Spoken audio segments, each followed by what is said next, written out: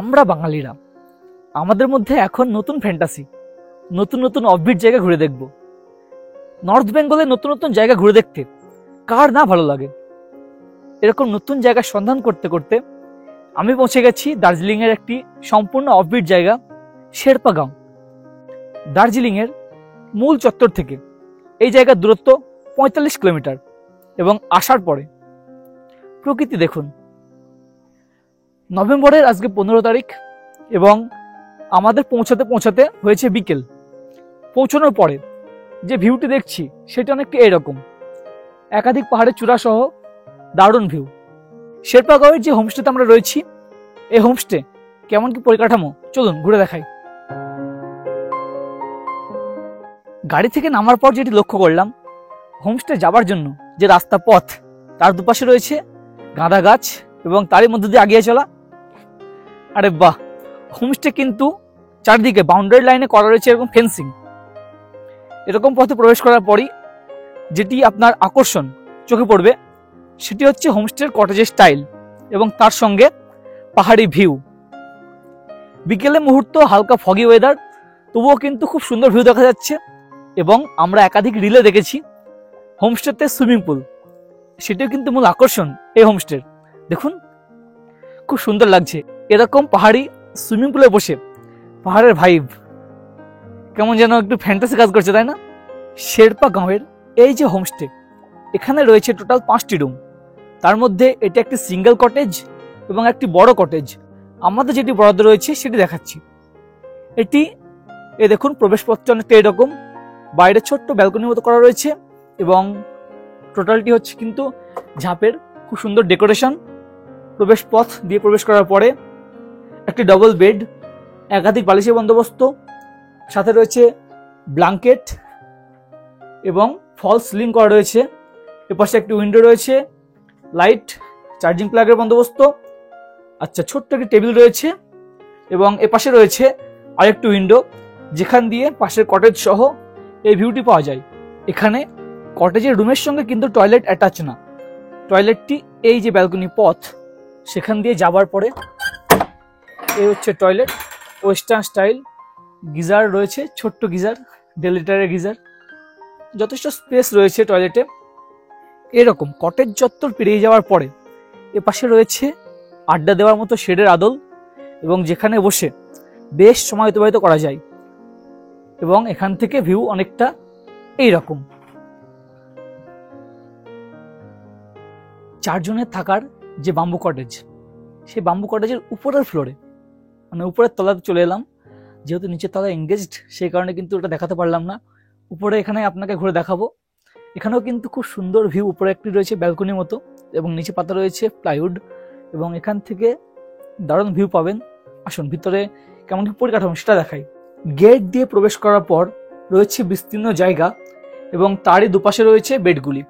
এখানে দেখুন বেড নিচে এরকম একটি স্টেজের আদল রয়েছে এবং তার উপরে এরকম বেড।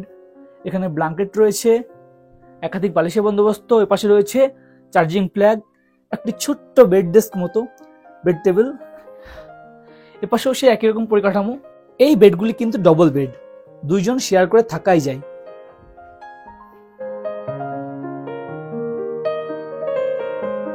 এই শেরপা গাঁওয়ের পরিবেশটা কেমন? পরিবেশটা খুবই ভালো লাগবে আর কি। আর এখানকার যে বাম্বু কটেজ, বাহ্যিকভাবে দেখতে খুবই সুন্দর। এবং বর্তমানে দাঁড়িয়ে রয়েছি বাম্বু কটেজের 4 জনের যে ক্যাপাসিটি তার উপরের অংশে। এখানেও কিন্তু বেডগুলি বেশ সুন্দর এবং এখান থেকে ভিউ খুবই সুন্দর। এপাশে তো রয়েছে কটেজ এরিয়া এবং তারই পিছনে এখানে রয়েছে ডাইনিং এরিয়া। দেখুন এখানে বসে সুন্দর চেয়ার টেবিলের বন্দোবস্ত রয়েছে, বসে খাওয়া যায়। এবং পিছন দিকে ভিতরে কিচেন। নভেম্বরের আজকে 15, বিভৎস ঠান্ডা, তাই আমরা রুমে চলে এসেছিলাম এবং ব্ল্যাঙ্কেট মুড়ি দিয়ে একটু রেস্ট। সন্ধ্যা হতেই আমাদের দেওয়া হলো পকোড়া এবং চা।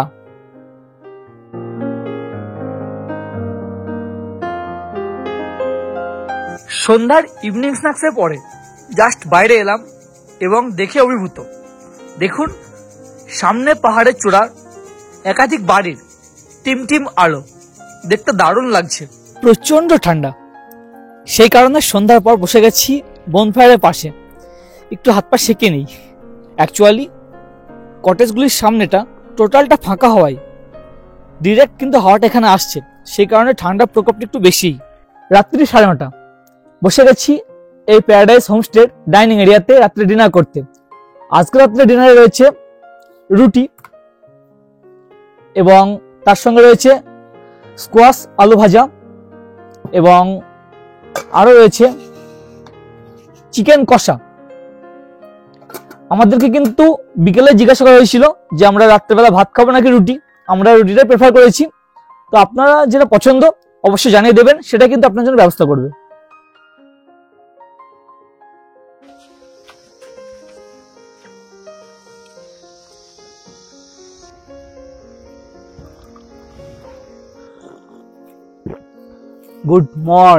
Good morning from Paradise Homestay Sherpagaon. Sherpagaon এই প্যারাডাইস হোমস্টেতে একটা জিনিস খুবই ভালো, সকাল সন্ধ্যেতে আপনাকে যে চা প্রোভাইড করা হবে সেটি কিন্তু রুমে প্রোভাইড করা হবে এবং সাথে থার্মোফ্ল্যাক্সে, যাতে কিনা গরম থাকে। সকালে হালকা ফগি ওয়েদার আছে, না হলে পরে কিন্তু এখান থেকে কাঞ্চনজঙ্ঘা রেঞ্জটি দেখা যেত। তবে আশেপাশ পাহাড়ের চূড়া বেশ সুন্দর দেখা যাচ্ছে এবং এই সোজা হালকা দেখাও যাচ্ছে চূড়াটা, মাথাটা আপনাকে জুম করে দেখাচ্ছি।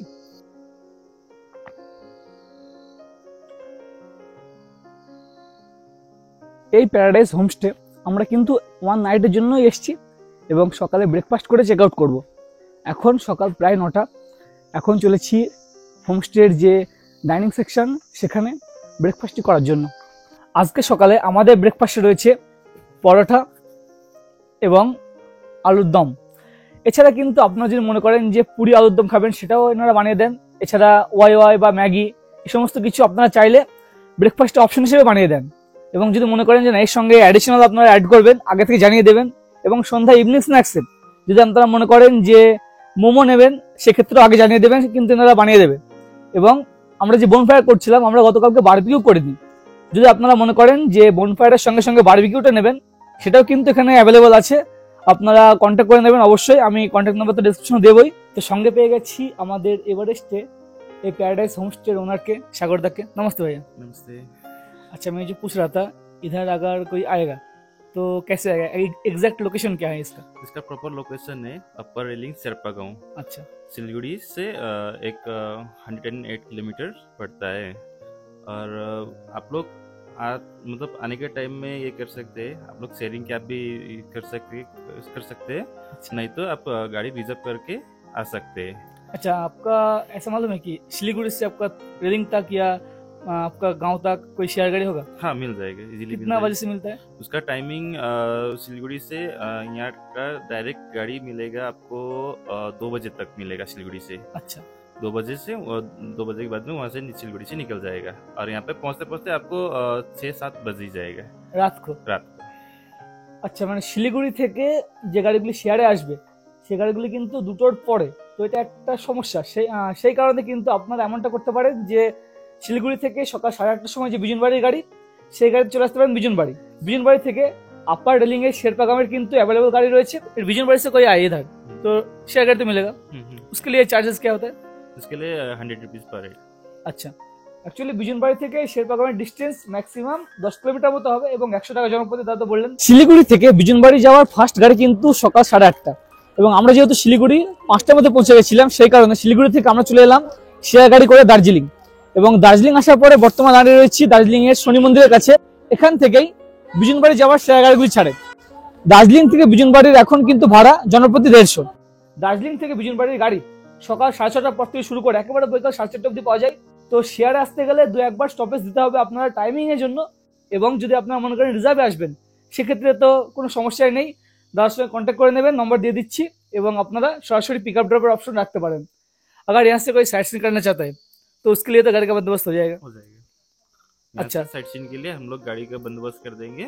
आप लोगों को जहाँ भी जाना है साइट सीइंग यहाँ पे धोधरे जा सकते हैं, बाइक फुट बाइक कार भी जा सकते हैं। अच्छा, और नेपाल भी जा सकते हैं, सिक्किम पूरा होल ये कर सकते हैं, दार्जिलिंग तो है ही।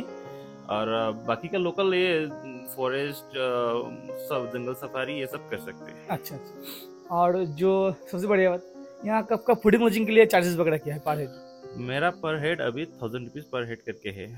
1000 रुपीज पर हेड? हेड उसमें 3 टाइम का ये सब इंक्लूड रहता खाना है। वाना सब कुछ होता है। ठीक है, थैंक यू। Thank you. এবারের মতো শেরপা গ্রামের এই প্যারাডাইস হোমস্টেকে আমরা বিদায় জানিয়ে চলেছি আমাদের পরবর্তী গন্তব্যের উদ্দেশ্যে। আমি অবশ্যই বলবো আপনারা আসুন এবং এনাদের যে আতিথেয়তা তার স্বাদ গ্রহণ করুন এবং এই পরিবেশের মজা নিন, খুব সুন্দর লাগবে। তো বন্ধুরা, এই ভিডিওটা আপনার কেমন লাগলো অবশ্যই কমেন্ট করে জানান, সাথে থাকুন, দেখতে থাকুন। আজ এ পর্যন্তই, অনেক অনেক ধন্যবাদ।